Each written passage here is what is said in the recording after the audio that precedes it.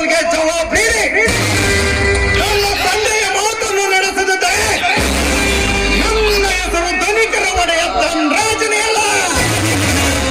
That is Dhanraj.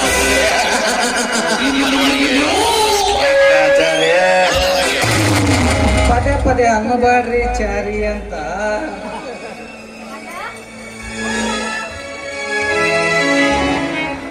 ಅಣ್ಣ PUC ಪರೀಕ್ಷೆಯಲ್ಲಿ ಇಡೀ ಜಿಲ್ಲೆಗೆ ನಾನು ಫಸ್ಟ್ ರ್ಯಾಂಕ್ ಬಂದಿದ್ದೀನಿ. ಅದಕ್ಕೆ ನಮ್ಮ ಕಾಲೇಜಿನಲ್ಲಿ ನನಗೆ ಶಾಲು ಓದಿಸಿ ಸನ್ಮಾನ ಮಾಡಿದ್ರು. ತುಂಬಾ ಸಂತೋಷವಾಯಿತು ತಂಗಿ. ನಿನ್ನನ್ನು ನನ್ನ ತಂಗಿಯನ್ನಾಗಿ ಪಡೆದಿದ್ದಕ್ಕೆ ನನ್ನ ಜನ್ಮ ಸಾರ್ಥಕವಾಯಿತು. ನಿನ್ನಿಂದಲೇ ಈ ಧನರಾಜನ ಹೆಸರು ಕರ್ನಾಟಕದ ತುಂಬ ವ್ಯಾಪಿಸಿತು. ಅಲ್ಲವ, ಈ ಮಾತು ಮೊದ್ಲ ಹೇಳಿದ್ರ ಒಂದು 4 ಮಂದಿ ಕರೆಸಿ ಓರ್ಸಿ ಮೆರವಣಿಗೆ ಮಾಡಿಸಿ ಬಿಡ್ತಿದ್ನಲ್ಲ. ತಪ್ಪು ತಿಳ್ಕೊಬಾಡ್ರಿ. ನಾನೊಂದು ಹೊರಸ್ತಿದ್ರೇನು? DJ ಗೀಜೆ ಹಚ್ಚಿಸಿ ಬಲವಾಗಿ ಮೆರವಣಿಗೆ ಮಾಡಿಸಿ ಕರ್ಕೊಂಡ್ ಬರ್ತಿದ್ವಿ ಅಂತ ಹೇಳಿದೆ. ಆಗ ಅದೆಲ್ಲ ಯಾಕೆ ಬೇಕು? ಈ ಸಂತೋಷಕ್ಕೆ ಸ್ವೀಟ್ ತಂದಿದ್ದೀನಿ.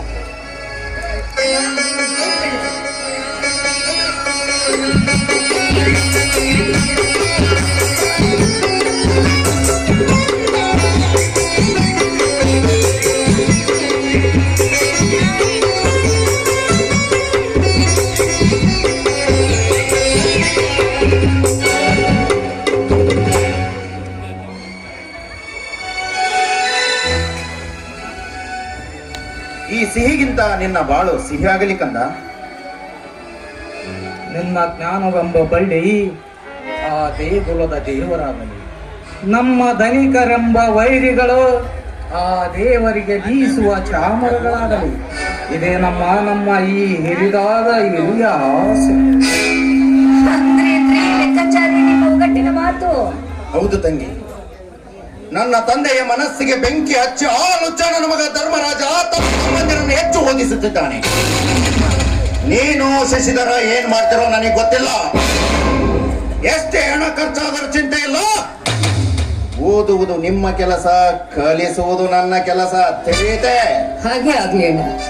ನಿನ್ನ ಆಸೆನೆ ನನ್ನ ಆಸೆ. ಅಣ್ಣ, ಈ ಮಾತನ್ನು ನಾನು ಗೊತ್ತಿಲ್ಲ.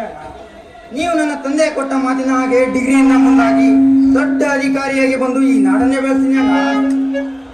ಅಣ್ಣ, ನಮ್ಮ ಮನೆ ದೇವರು ಮಾರುತಿ ದೇವಸ್ಥಾನಕ್ಕೆ ಹೋಗಿ ಬರ್ಬೇಕು. ಕಾರು ತಯಾರಿದೆ ತಾನೆ?